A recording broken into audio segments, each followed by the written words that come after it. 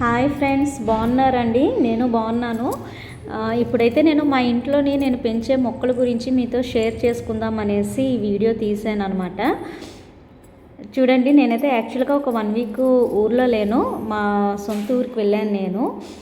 ఇప్పుడైతే ఇక్కడ నేను మళ్ళీ వచ్చి చూసేసరికి మా రోజెస్ అంతా కూడా ప్లాంట్స్ బాగా గ్రోత్ అయ్యి బాగా ఫ్లవర్స్ కూడా వచ్చేసాయండి, బాగా గెయిన్ అయ్యాయి.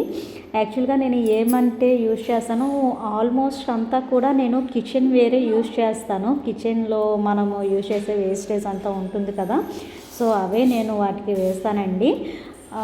అదే దానికి ఒక ఎరువులాగా తీసుకుంటుంది. అది చూడండి, ఈ వైట్ రోజ్ అండ్ అలానే ఆ రెడ్ రోజెస్ చూడండి, బాగా చాలా పెద్దగా ఉన్నాయి కదా.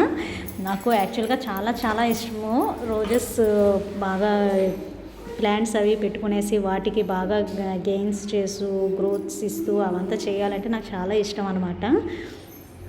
అందుకనే ఆల్మోస్ట్ 99% కూడా నేను రోజ్ ప్లాంట్సే పెడతాను. చూడండి, మొత్తం అంతా కూడా బాగా గ్రోత్ వచ్చి ప్రతి ఒక్క కొమ్మకి కూడా ఫ్లవర్ అనేది వచ్చింది. మీకు నచ్చితే కనుక ఒక లైక్ అండ్ కామెంట్ చేయండి. థ్యాంక్